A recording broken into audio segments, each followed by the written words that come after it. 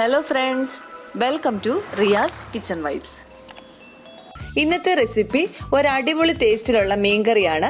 സാധാരണ നമ്മൾ ഉണ്ടാക്കുന്ന മീൻകറിയിൽ നിന്നും വ്യത്യസ്തമായിട്ട് എന്നാൽ സൂപ്പർ ടേസ്റ്റിലുള്ള ഒരു മീൻകറി. അപ്പോൾ നമുക്ക് കണ്ടു നോക്കാം ഇതെങ്ങനെ തയ്യാറാക്കുന്നതെന്ന്. ഒരു ചട്ടി വെച്ച് അതിലേക്ക് കുറച്ച് വെളിച്ചെണ്ണ ഒഴിച്ചു കൊടുക്കാം. എണ്ണ ഒന്ന് ചൂടായി വരുമ്പം 1/4 ടേബിൾ സ്പൂൺ കടുക്, ഒരു നുള്ള ഉലുവ ഇത്ര ഇട്ട് കൊടുത്തിട്ടുണ്ട്. ഇപ്പോൾ ഇത് പൊട്ടി വന്നിട്ടുണ്ട്. ഇതിലേക്ക് 7-8 ചുവന്നുള്ളി അരിഞ്ഞത്, 1 ടേബിൾ സ്പൂൺ ഇഞ്ചി, 5 വലിയ വെളുത്തുള്ളി, 1 തണ്ട് കറിവേപ്പില ഇത്ര ഇട്ട് കൊടുത്തിട്ടുണ്ട്.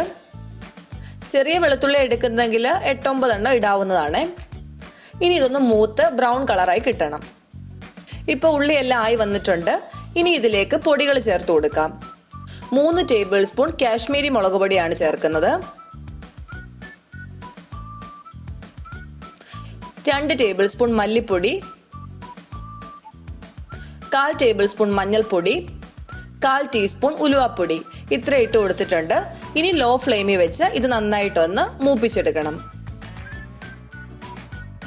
ഞാൻ ഇതിലേക്ക് ലേശം വെള്ളം ഇപ്പോൾ ഒഴിച്ചു കൊടുക്കുവാണ്. ഈ പൊടി കരിഞ്ഞു പോവാതിരിക്കാൻ വേണ്ടിയിട്ടാണ് ഇങ്ങനെ വെള്ളം ഒഴിച്ചു കൊടുക്കുന്നത്. ഇപ്പം മസാലയെല്ലാം ആയി വന്നിട്ടുണ്ട്. ഇനി ഇതിലേക്ക് കുടംപുളി ചേർത്ത് കൊടുക്കാം. 3 ചുള പുളിയാണ് ചേർത്തിരിക്കുന്നത്. എല്ലാം കൂടെ ഒന്നുകൂടെ മിക്സ് ചെയ്തെടുത്തിട്ടുണ്ട്.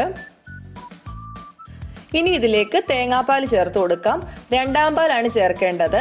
2.25 കപ്പ് 2-ാം പാലാണ് ചേർത്ത് കൊടുക്കുന്നത്. മീൻ വേവിച്ചെടുക്കുന്നത് വെള്ളത്തിലല്ല, ഈ തേങ്ങാപ്പാലിലാണ്. ഇനി ഈ തേങ്ങാപ്പാലും മസാലയും എല്ലാം കൂടെ നന്നായിട്ട് യോജിക്കുന്ന പോലെ ഇളക്കിയെടുക്കാം. ഇനി ഇത് നന്നായിട്ടൊന്ന് തിളച്ചു വരണം. ഈ സമയത്ത് നിങ്ങൾക്ക് ഇതിൽ ഉപ്പ് ചേർത്ത് കൊടുക്കാവുന്നതാണ്. പക്ഷെ ഞാൻ ഉപ്പ് ചേർക്കുന്ന വീഡിയോ കട്ടായി പോയിട്ടുണ്ട്. നിങ്ങൾ അതുകൊണ്ട് ആവശ്യത്തിനുള്ള ഉപ്പ് ഈ സമയത്ത് ചേർത്തോണേ. മീൻ ഇട്ട് കൊടുക്കുന്നതിന് മുമ്പ് തന്നെ ആവശ്യത്തിനുള്ള ഉപ്പ് ചേർത്ത് കൊടുക്കണം. അല്ലെങ്കിൽ പിന്നെ ഇളക്കുന്ന സമയത്ത് മീനൊക്കെ പൊടിഞ്ഞു പോകും.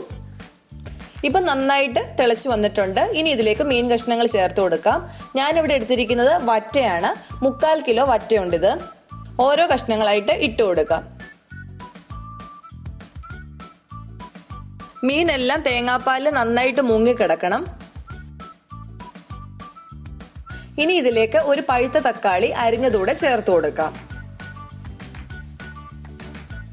ഈ സമയത്ത് ഫ്ലെയിം ഹൈയിൽ വെക്കാവുന്നതാണ്. ഒരു 5 മിനിറ്റ് ഹൈ ഫ്ലെയിമിൽ വെച്ച് തിളപ്പിച്ചതിന് ശേഷം മീഡിയം ഫ്ലെയിമിലേക്ക് മാറ്റി 15 മിനിറ്റ് കുക്ക് ചെയ്യാം.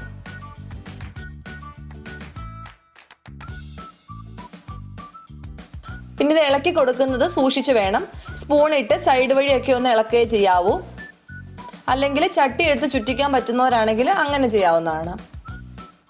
20 മിനിറ്റ് കുക്ക് ചെയ്യുമ്പോഴത്തേക്ക് മീൻ നന്നായിട്ട് വെന്തിട്ടുണ്ടാവും.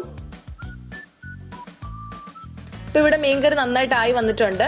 ഇനി ഇതിലേക്ക് 1-ാം പാൽ ചേർത്ത് കൊടുക്കാം. 3/4 കപ്പ് 1-ാം പാലാണ് ചേർത്തിരിക്കുന്നത്. 1-ാം പാൽ ഒഴിച്ചതിന് ശേഷം ഇത് തിളപ്പിക്കേണ്ട കാര്യമില്ല, ഒന്ന് ചൂടായി വന്നാൽ മതി. ഇപ്പൊ ഇത് ചൂടായിട്ടുണ്ട്. ഇനി ഇതിലേക്ക് 1 ടേബിൾ സ്പൂൺ പച്ചവെളിച്ചെണ്ണ ഒഴിച്ചു കൊടുക്കാം. 1 തണ്ട് കറിവേപ്പിലയും കൂടെ ഇട്ട് കൊടുക്കാം.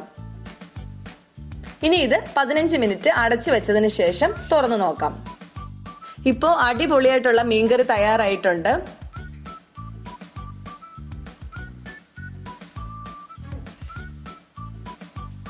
സാധാരണ നമ്മൾ തയ്യാറാക്കുന്നത് കോട്ടയം സ്റ്റൈൽ മീൻകറി ആയിരിക്കും, അല്ല തേങ്ങ അരച്ച മീൻകറി ആയിരിക്കും.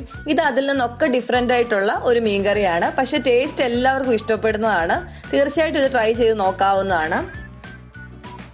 ബ്രേക്ക്ഫാസ്റ്റിൻ്റെ കൂടെ ആണെങ്കിലും ഉച്ചയ്ക്ക് ചോറിൻ്റെ കൂടെ ആണെങ്കിലും ഒക്കെ പോകുന്ന നല്ലൊരു മീൻകറിയാണിത്.